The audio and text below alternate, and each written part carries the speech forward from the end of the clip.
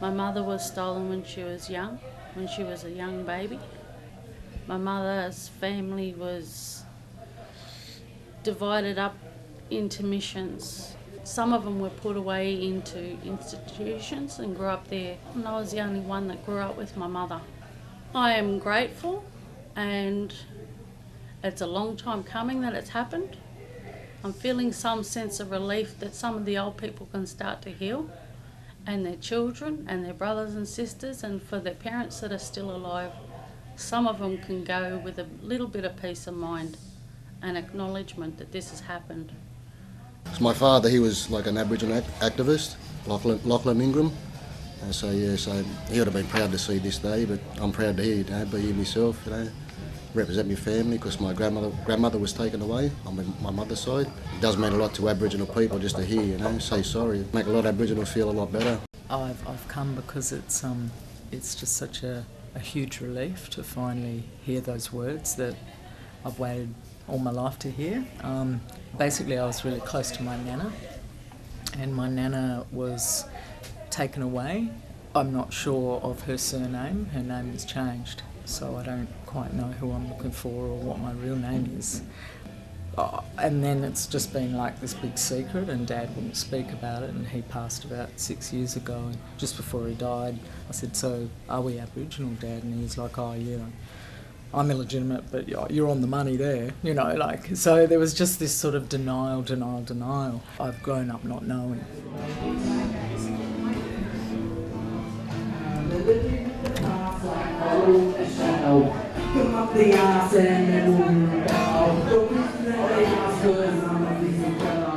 I feel half and half, sad and happy that he said it. That when I heard everyone else say it, that Kevin apologised. Makes me feel a little bit better. I'm hoping that other people, just like myself, to look for their families. All stolen generation people will find each other, find their way home to each other. That's what stay means to me. That it might open new doors. Having all those different feelings, it's opened. The sadness is there. That makes me happy as well. Kevin acknowledged it. I actually feel really excited, and I think everyone's feeling a bit happy about it because a few friends of mine were actually stolen. I'm sure that they'll be feeling quite teary-eyed. It's great. My oldest daughter is with my brother who's in Canberra, and she's 17.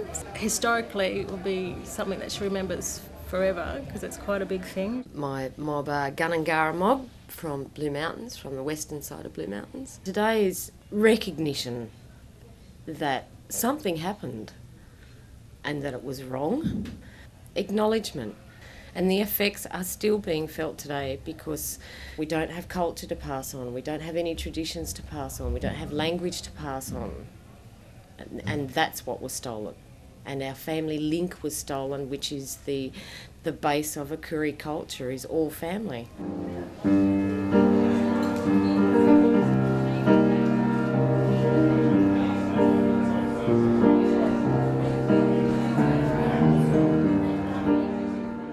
Uluru father, which is up near, comes from around the Angledale area, Queensland border, and my mother's a Gamilaroi woman from Walgett area. I grew up in Walgett and lived on an Aboriginal reserve there, dirt floors, tin walls, drawing river water. Real effects we're not going to see until 10, 20 years down the track, or maybe another generation. But when I see something starting to flow, with people get together to come up with strategies and plans, even at that level. I'm from the Gumbaangari tribe up the mid-north coast. My plan is to take it all in so I could tell my kids about this day, Very emotional day for me. Kevin Rudd, what a good man, getting straight to the point. And I just couldn't stop thinking about my grandmother and all my uncles and aunties that got taken away, and I couldn't stop crying. This is a new day for our culture. This is a new turning point for our culture, and I'm just so emotional, man. So many mixed emotions, like my father was stolen, and I've had a lot of family members removed, and so today for me was very emotional and also just really significant, to feel that Aboriginal people's pain is being recognised. To the stolen generations, I say the following. As Prime Minister of Australia, I am sorry. On behalf of the Government of Australia, I am sorry. On behalf of the Parliament of Australia, I am sorry. And I offer you this apology without qualification. We apologise for the hurt, the pain and suffering we, the Parliament, have caused you by the laws that previous Parliaments have enacted. We apologise for the indignity, the degradation and the humiliation these laws embody. We offer this apology to the mothers, the fathers, the brothers, the sisters, the families and the communities whose lives were ripped apart by the actions of successive governments under successive parliaments. I'm of mixed parentage. My mother was Russian, my father was Parsi, and I've been involved with Aboriginal issues since the Australians for Reconciliation were formed. And that's when I really began to understand and know things about the stolen generation in particular. One of the things Rudds said today, which I sort of have felt very strongly about, is respect. If we have respect for each other, then, you know, it doesn't matter who you are, what you think, but if you respect the other person, I think that's the most important. My name's Regan. I'm 11. Josh and I'm 10. I'm Jonathan and I'm 9. I'm Ambrose and I'm 11. Hi, I'm Cora and I'm 10. I'm Marty and I'm 11. I'm Emma and I'm 30. So I'm Auntie Denise and I'm 50 and a bit. And just to hear those words today from the government, you know, I was looking up at the screen but also looking at all the elders, and you just, got real emotional because you know that a lot of them sitting in the crowd, they were taken from their families, and, you know, I saw men crying, I saw elderly ladies and just like holding their faces and sort of just, they couldn't believe that finally this day had come, sort of, and then I seen them looking at all our kids. It really hit a note with me, it was great. Change. Make it change. I hope everything all goes alright now, that the apology has happened.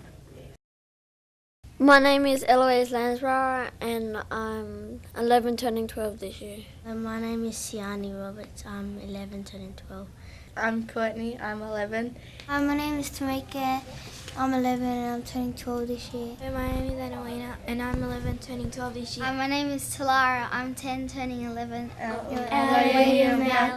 Waterloo. I didn't know that my pop got taken away, and when I found out, I ran in my room crying.